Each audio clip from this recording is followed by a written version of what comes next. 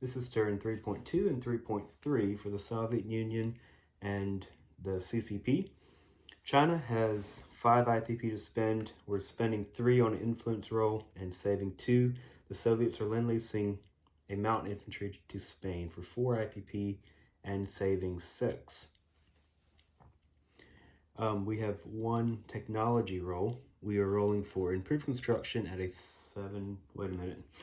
We're at stage 2, improved construction. So we are rolling for improved factories at a 7 or higher. And that's a 4. So next time we get a +1 for improved factories.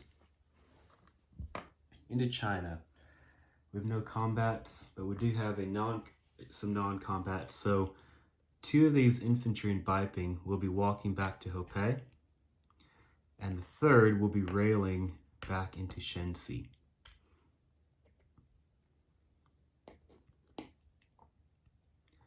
Okay, and then we are trying to influence this Suyan warlord. We have 3 adjacent territories, so our base roll is a 3 or more, or 3 or less. But we're spending 3 IPP to boost that up to a 6. So we need a 6 or less to align Suyan. And there is a 1. So Suyan aligns to the CCP.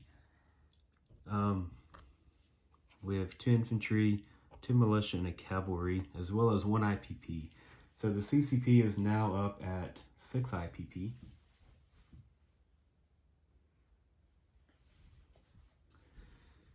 Okay, that is all of the CCP's turn. They will be collecting 8 IPP from the 6 of their 6 income, and then the 2 that we saved from the last turn. Okay, the Soviet Union has some combats. We are doing 2 border clashes in Manchuria. These 2 infantry, the cavalry, and the motorized infantry are going to try to kill this fighter in eastern Manchuria. And then this 1 infantry and 2 fighters will be trying to get the mountain infantry in northern Manchuria. So I'm going to start here. We have an infantry at a 1. Oops, y'all can't see that again. Infantry at a 1. It's a miss.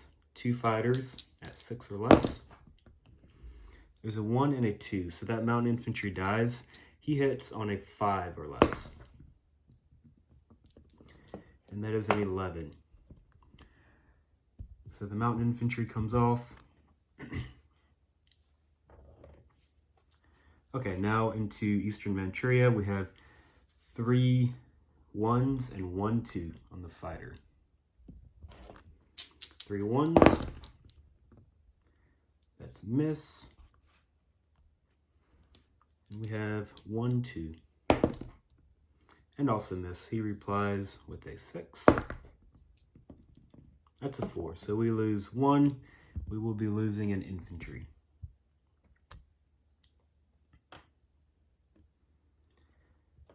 I thought maybe I could pick off that fighter, but nope.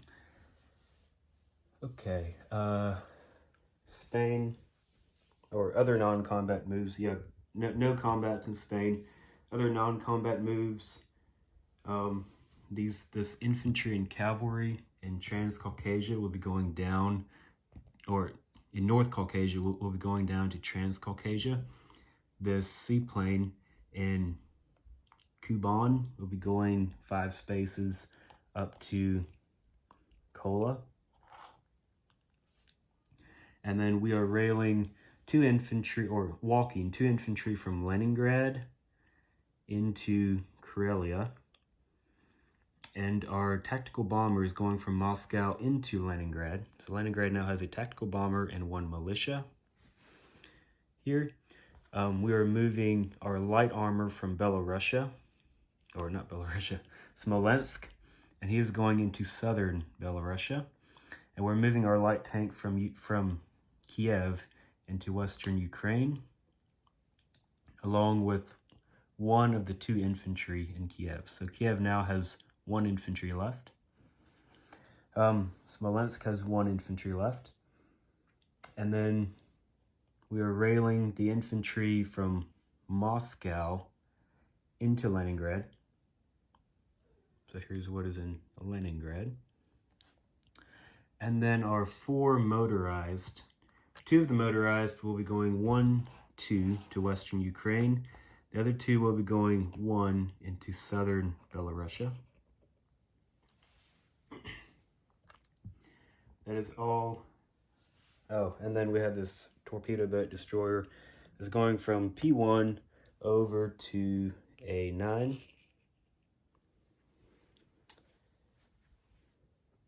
Okay, and then going to Spain. Actually, I forgot one thing here.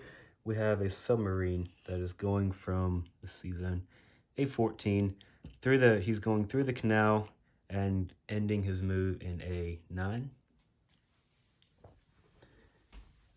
Down to Spain. Like I said, we have no combat moves. We do have some non-combat moves. So we are moving this here mountain infantry from Catalonia into Madrid. And then we are lend-leasing the Spanish a mountain infantry in Catalonia.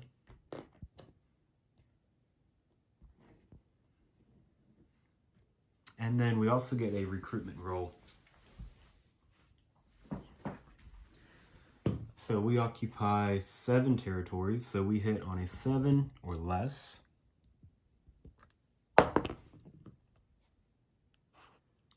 That is an 11, so that is a miss for the Spanish. Okay, and I believe that is everything.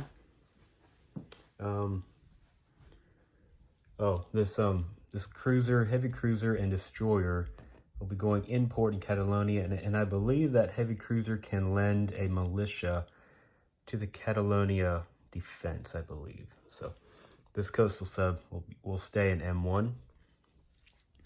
So for next turn, the Soviet Union has 10 IPP that they're collecting, and we saved 6, so we will have 16 IPP for next turn.